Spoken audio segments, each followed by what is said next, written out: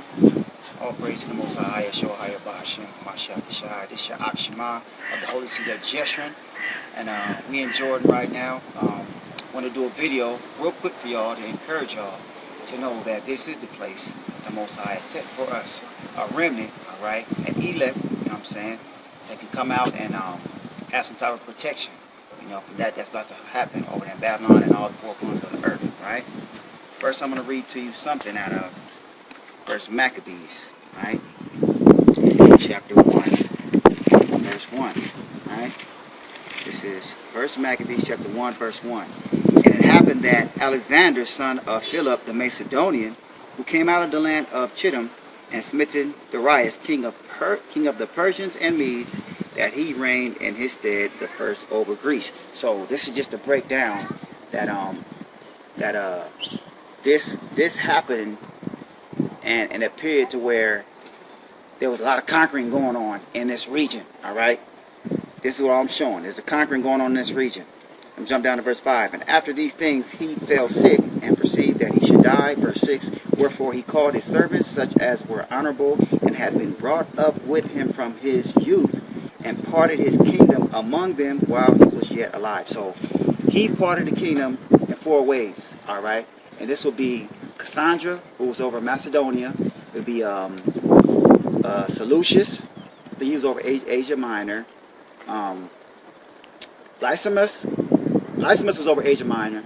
Seleucus, I forget what he was over, but the one we want to get to is Ptolemy. All right, he was over Egypt.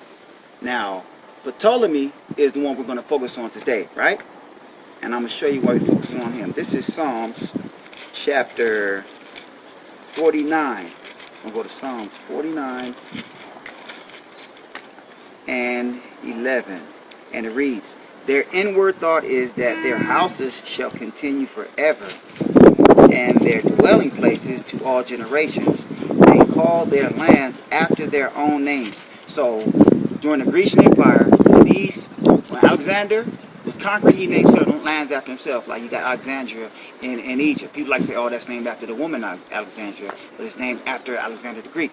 Then you got his people, his 4 companions of his youth, that they start naming lands after themselves. All right, and so we go into another scripture. Let me get Isaiah. Okay, because when you conquer, you can do whatever you want, because now you control the narrative, right? This is Isaiah chapter 10 and verse 1. Woe unto them that decree unrighteous decrees, and that write grievousness which they have prescribed. So you got those that are in power. Most I saying woe unto them, because they have prescribed, right? All that we read, all that we think that we're getting knowledge and wisdom and understanding from, is from those that have conquered and given us a history that they want us to learn as truth, right? So I'm going to show y'all something right now. Show you something right now. Let's go to this pillar. This is a pillar, right? We're in Amman, right? Get close on. From this period coming down, 55 BC. We got Pottery, Neolithic period, Bronze Age, Iron Age, Persian Empire, period, Hellenistic period, and known as Rabbit Amman during this time, from 5500 BC and coming down to the Hellenistic period of Alexander the Greek, namely 332 BC to 63 BC. It was named Rabbit Amman, right? The emergent settlement was named Rabbit Amman and centered here during the Ammonite period, Iron Age. Now, come on, follow me. Get this pillar right here. Alright, we're at the Amman Citadel, right? This is what is called modern day today, Amman, right? And last, you had the Ottoman Empire period, which was 1516, 19 to 1917, 18. Then they got their liberty and their freedom. With the establishment of the Umayyad Caliphate, the government center of the investment of Al-Biqwa district was here and named Amman. So it's called Amman. Now, you look at the time. 661 AD to present time, it's called Amman. So we got a gap. We left from over there, it says 62 or 63 BC.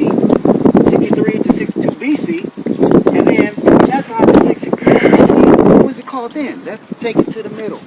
Right? Let's take it to the middle. As you can see, the pillar says Philadelphia. Right? Number 10 period. 312 BC to 106 AD. You got to see this. This is the Roman period. This is you got the Roman captivity after the Grecian captivity. 63 BC. Come back over there. Hellenistic period, and then 63 BC, and then which was the Grecians. Now you got the Romans, 63 BC to 324 AD. So this is during the time that Mashiach was on the earth. This place was called Philadelphia. This is why we're showing y'all this. Let's read it. The capital was rebuilt in the classic style and renamed after the Ptolemaic ruler of Egypt, King Ptolemy Philadelphus, because his last name is Philadelphus. So, as we read in Psalms, when the wicked, they conquer lands and they call them after their own names, he renamed this place Philadelphia. Now you might think, okay, that's a cool history lesson. What does that mean? This is what it means, y'all.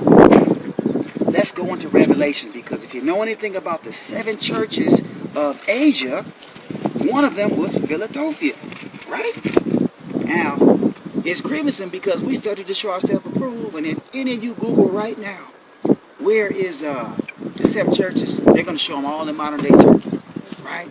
But now we're showing you that during the biblical time of our Mashiach on the earth, and even to 324 AD, which is well within the realm time frame of when John the Revelator got the prophecies in Revelation, it tells you this place was where we're at was called Philadelphia. Now let's check out what it says to that church. All praise to your name, AHAYAH. This is Revelation chapter 3, verse 7. And to the angel of the church in Philadelphia, that's in Amman, write these things, said he that is holy, he that is true, he that hath the key to David, he that openeth and no man shutteth, and shutteth and no man openeth. So us being here, glory to the Most High have a way for us that nobody going to stop. Ain't nobody can do nothing about this. We here because it's the will of the Most High, right? Verse 8. I know thy works. Behold, I have set before thee an open door. What is this open door? It's an open door to get away from the perils and the danger and the tribulation that's about to come on the whole earth soon, right? And no man can shut, no man can stop this. For thou hast a little strength and hast kept my word and hast not denied my name. So, we know for sure it's not a whole lot of brethren out of the house of Israel that's woken up to the truth that call on his true name, which is AHAYAH, I am that I am. So he's saying, those that are here are the ones that have held fast to my name. I got an open door for you. I got a way out for you. Let's read a little more. Verse 9. Behold, I will make them of the synagogue of Satan, which say they are Jews and are not, but do lie.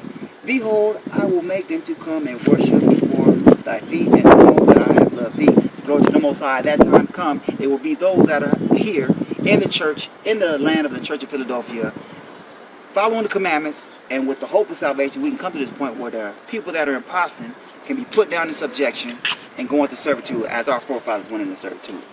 Verse 10.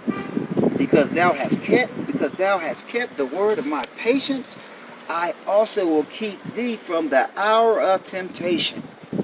This is what y'all need to know and hear and understand. There is one place on this earth that the Most High said he will protect his people. Alright? It's in the wilderness. Right? And the rest of the world is going to be going through the hour of temptation. So understand, coming out of Babylon or wherever you're at on the earth to Amman is an open door to get you to the wilderness where he can keep you from the hour of temptation, which shall come upon all the world to try them that dwell upon the earth. Right? All praise to the name of the Most High. Because I always wanted y'all to see this, because this is something I saw when I got here. I laid my eyes on it. It's like, hold on. This place, this Philadelphia, it ain't in Turkey. Yes, y'all. During the biblical time, when the prophecy was given, where we're at right now was being prophesied to by Mashiach Yashaya through John the Revelator. And I'm going to read you also what the Most High says about this and the protection that we'll have. This I'm reading in Ezekiel. So I'm reading Ezekiel, and I'm going to read it in Zechariah.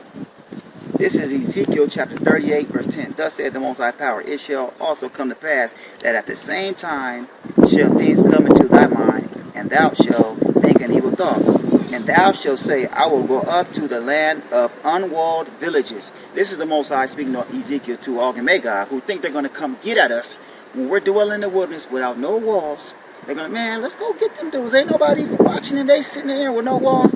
He said they're going to come and try to dwell in the land of unwalled villages. I will go to them that are at rest. We're going to be at rest. And that dwell safely, all of them dwelling without walls and having neither bars nor gates.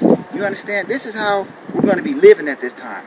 To take a spoil and to take a prey, to turn thine hand upon the desolate places that are now inhabited, because that land at Kadesh Barnea is a desolate, just desert. Nobody's there. And we're going to come inhabit it. And upon the people that are gathered out of the nations which have gotten cattle and goods and dwell in the midst of the land. All praise to your name, Yashaya. Let's go to another precept. Same thing, going to tell you the same thing. Zechariah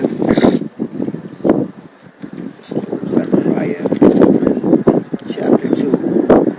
And it says, Zechariah chapter 2, verse 4. And said unto him, Run, speak to this young man, saying, Jerusalem shall be inhabited as towns without walls for the multitude of men and cattle therein. Verse 5, For I, saith AHAYAH, will be unto her a wall of fire round about, and will be the glory in the midst of her. This hasn't happened yet, y'all. This is what we seeking and hoping as far as our salvation and getting that promised land to be able to endure to get to. Alright?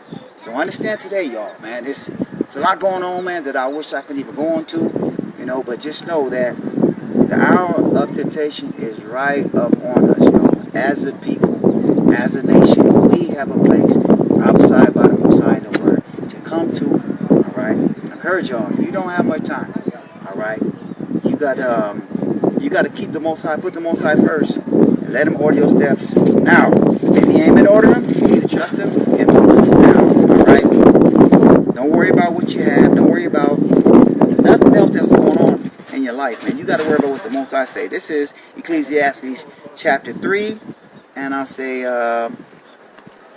verse 1. To everything there is a season and a time for every purpose under heaven, right? Verse 2. A time to be born and a time to die. A time to plant, a time to pluck up that which is planted, right? I'm going to jump down to verse 5. A time to cast away stones and a time to gather stones together. A time to embrace and a time to refrain from embracing. A time to get and a time to lose. A time to keep and a time to cast away. Y'all need to understand it ain't the time to be trying to start a business, trying to invest, trying to make things better for yourself financially in a place that's a sinking ship. Babylon is a ship that's going down. It's falling, it's falling, it's falling. You have but a short time to get up out of there. Take what you need. Don't take what you want. Take what you need, cast that away, and get yourself into the borders of the Most High, man. Get yourself over in this region, man. I pray, man, y'all hear this truth. I pray, man, the Holy Spirit, man, mention to y'all right now, man. Check the precept, check the word, man. This is the way it's going to go down. There's not going to be anyone being caught up by a chariot from the land of Babylon, y'all.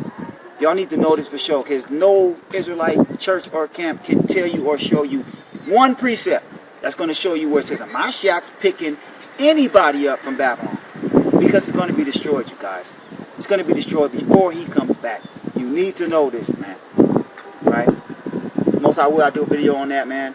I know some videos I'm supposed to be doing, you know, videos on the Gentiles, you know, but it's been a little bit of a chore to even get back here. But glory to the Most High, He didn't preserve me and bless me to come out of Babylon, and I'm just trying to warn y'all, man. This is Philadelphia, right? The church of Philadelphia is right here. Mercies apply to those that are here, man.